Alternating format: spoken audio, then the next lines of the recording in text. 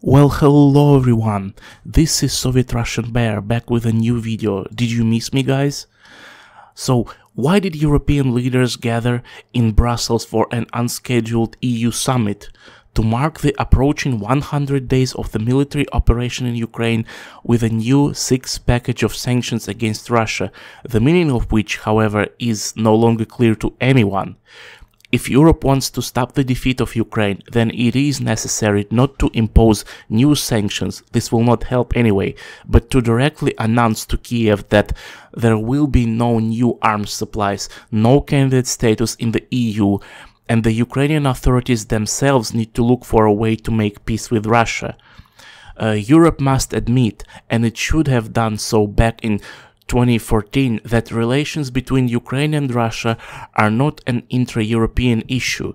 They have nothing to do with Europe, that is, with the European Union.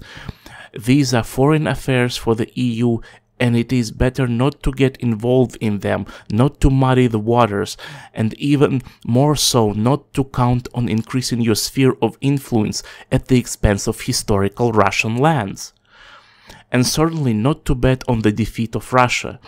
But the EU cannot recognize the obvious. It is forced to fall deeper and deeper into the sanctions pit. Yes, the pit. If sanctions cannot force Russia to stop fighting, and this is, after all, their official reason, if sanctions cannot even cause quick and serious damage to Russia, then what is their point for Europe? Why should Europeans bear the burden of high inflation and test their strength of the EU? After all, on the eve of the extraordinary summit, German Vice-Chancellor and Economy Minister Robert Habeck admitted that there are not just problems with the approval of new sanctions. Quote, after the beginning of Russia's aggression in Ukraine, we saw what could happen when Europe becomes united. On the eve of the summit, let's hope that this will continue, but now unity is already beginning to crumble, end of quote. There is no unity in the EU about the introduction of a ban on the import of Russian oil. Several countries, primarily Hungary, oppose it, demanding multi-billion-dollar compensations for their consent. As a result, the new package of sanctions may not include a ban on oil, at least on pipeline oil. But even if Europe suddenly decides to compensate the Hungarians for their losses and still refuses Russian oil, what will it achieve, other than another price hike? The special operation in Ukraine will not stop, but maybe after the new sanctions, the Europeans will feel safer and more protected. Will less dependence on Russia give them more confidence in the future? Will it prevent Moscow from attacking the Baltic states and Poland? After all, Polish leaders, for example, talk about such plans. That is, Russia is going to declare war on NATO, and the Europeans believe in such nonsense and support sanctions?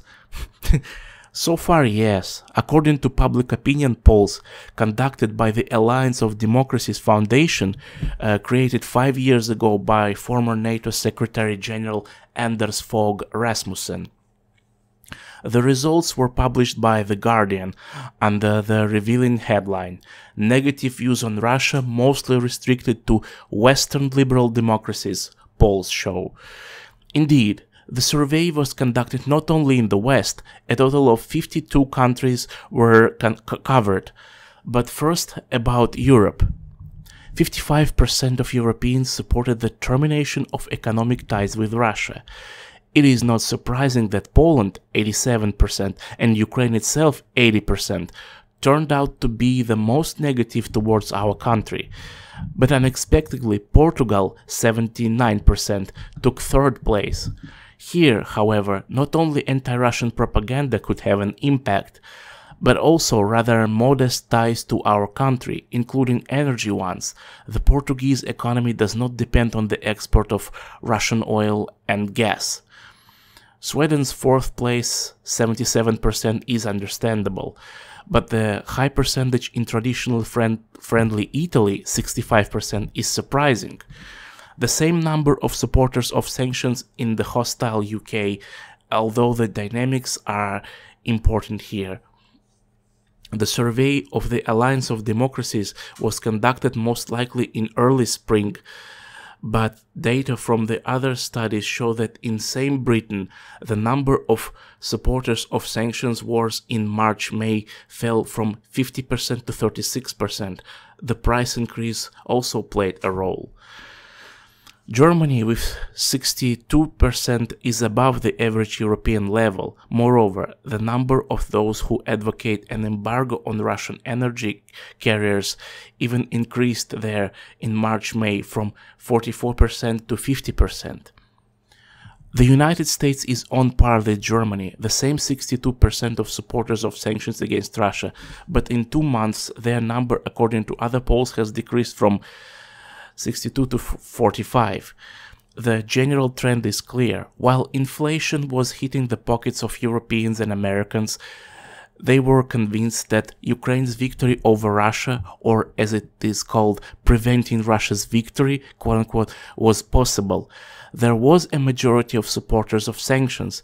As soon as the situation with the victory became not so unambiguous in the presentation of the Western media, and inflation at the same time continued its acceleration, the mood began to change. And we are only at the beginning of this process.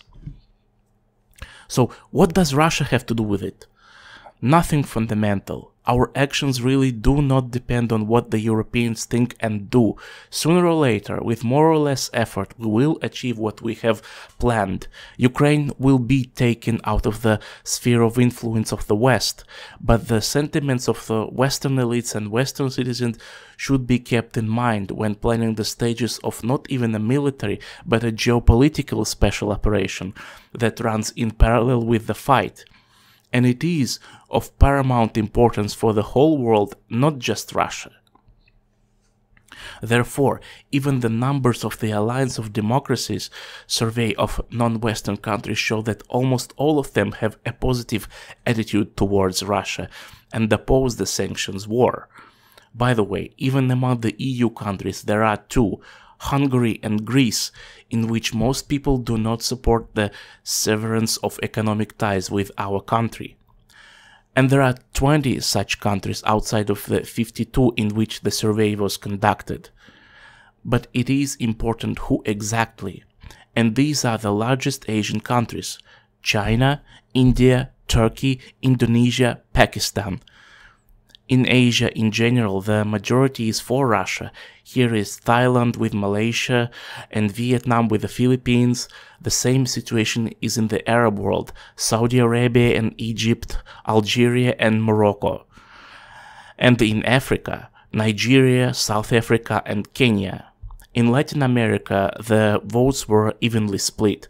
But in one of the largest countries, Mexico, the majority is against sanctions. Moreover, the largest balance of positive attitudes towards Russia was recorded in India, 36%, in Algeria, 29%, and Indonesia, 14%. Therefore, even The Guardian admits a sharp polarization in perceptions of Russia by predominantly Western liberal democracies and the rest of the world, and that negative views of Russia are mostly limited to Europe and other liberal democracies. End of quote. It is very important that this survey confirms that what was clear from the first days of the special operation. The world was divided into two unequal parts. The anti-Russian minority is limited to the West, which has enormous power in the form of global media, from which most of the media in the non-Western world draw information. We are talking about the countries of Latin America, Africa, and parts of Asia. And a significant part of them took an openly anti-Russian position. However, it failed to turn either the local elites or the majority of the population against Russia. When many key non-Western countries abstained from condemning Russia during the UN vote, their position in the West was explained both by their unwillingness to quarrel with Moscow and by the authoritarian nature of the rulers of such countries. They say they do not like Western democracy, so they support Putin. That's what the West says. But public opinion polls show that the behavior of these states cannot be explained simply by calculation, because their ordinary citizens treat Russia exactly the same. Far from being sophisticated in international politics as the Europeans and Americans, who consider themselves the pinnacle of human civilization, but much better at feeling the injustice and falsity of Western assessment and attitudes towards Russia. Of course, it is much more difficult for Europeans to get rid of bias against our country. Russophobia has deep historical roots there, and when it is combined with a lack of geopolitical independence of the current European elites, it becomes very difficult to escape from the captivity of the sanctions war against Russia. But Europe still has no other way. Not Russia, but Europe, and the sooner it realizes this, the less losses it will suffer in the future. So, if you guys wonder where did my Omegle and Chatroulette sessions go, I've created another channel where I will be uploading those sessions. The channel is called The Power is in the Truth, and please subscribe to that channel if you wish to see more of my Omegle and Chatroulette sessions, because I will not be uploading my Chatroulette and Omegle sessions on this channel, on Soviet Russian Bear, but I will be uploading them on The Power is in the Truth channel. The link to the channel will be in the description and in the pinned comment in the comment section. Anyway, this has been Soviet Russian Bear. Peace, love and prosperity to all of my beautiful, amazing, wonderful subscribers. If you like this video, please click that thumbs up button, and if you like my channel and my content, please click that subscribe button and click the notification bell so you never miss a new video.